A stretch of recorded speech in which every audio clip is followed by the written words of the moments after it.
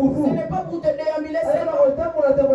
C'est pour que tu puisses être son représentant. Est-ce que je peux entendre son amen? Est-ce que je peux entendre ton amen?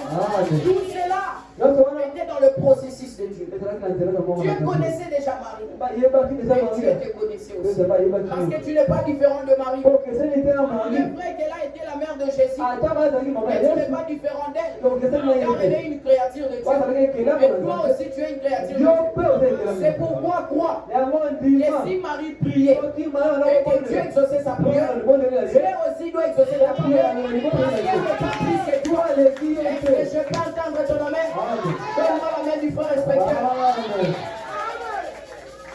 Tu n'es pas plus que Marie n'est pas plus que toi. Dieu te connaissait déjà.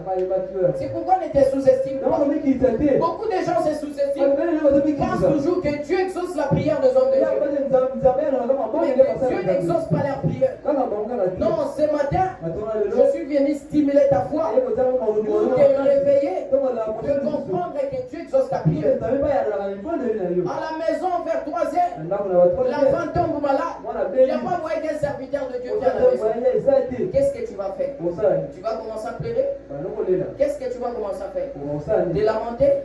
Je vais te dire, ne te lamente pas, ne t'inquiète pas, car cela apportera que la gastrite. Mais ce n'est pas les démons qui vous en foutent, c'est vous-même qui vous en foutez à cause des soucis, des inquiétudes que vous avez. Qui d'entre vous ajoutera une coudée de vie à cause de ces inquiétudes? Qui peut ajouter une coudée de vie à cause de ces inquiétudes? Ne vous inquiétez pas, ne vous lamentez pas, mais en toutes choses, faites connaître vos besoins à Dieu. Et lui qui est le pourvoyeur, il vous donnera, il vous rémunérera. Est-ce que je me fais comprendre? Tout cela était dans un processus pour que Esaïe s'accomplisse. Mais j'aimerais vous faire remarquer une chose. Esaïe chapitre 7, le verset 14, là où je viens de lire. Je descends maintenant pour vous faire comprendre une chose. Je veux vraiment que vous puissiez comprendre cela. Écoutez, c'est pourquoi le Seigneur lui-même vous donnera un signe. Voici la jeune fille deviendra enceinte. Elle enfantera un fils et on lui donnera le nom d'Emmanuel. Dieu connaissait Jésus. Écoutez maintenant, il mangera de la crème et du miel jusqu'à ce qu'il sache rejeter le mal et choisir le bien.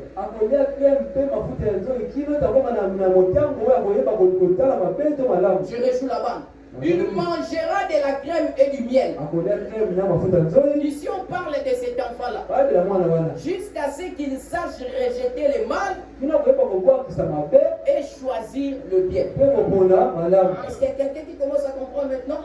Je vais le parler très calmement pour que la confusion ne soit pas dans vos têtes, pour que vous soyez éveillés. Parce que nous sommes dans un monde aujourd'hui où il y a l'internet, les gens entendent plusieurs sortes de prédications et leurs voix sont bouleversées. Suivez-moi attentivement. La Bible dit que cet enfant, il devait naître, oui. Mais avant qu'il commence la mission, il devait comprendre d'abord le bien et le mal. Il devait savoir différencier le bien et le mal. Est-ce que je me fais comprendre? Tu te poses la question, on parle de quel enfant? Mais je te parle de Jésus, fils de Marie. Un enfant nous est né, c'était Jésus, fils de Marie. Un fils qui nous est donné, ce n'était pas lui, c'était l'esprit qui est entré en nous. Est-ce que je me fais comprendre? Il a remarqué. La Bible dit qu'il devait manger la crème et le miel jusqu'à ce qu'il sache rejeter le bien et le mal. Pour comprendre ceci, que Jésus que vous voyez dans la photo, je sais que ça va trouver beaucoup de gens. Jésus que vous voyez dans la photo, Jésus fils de Marie, ce n'est pas lui notre Dieu. Amen.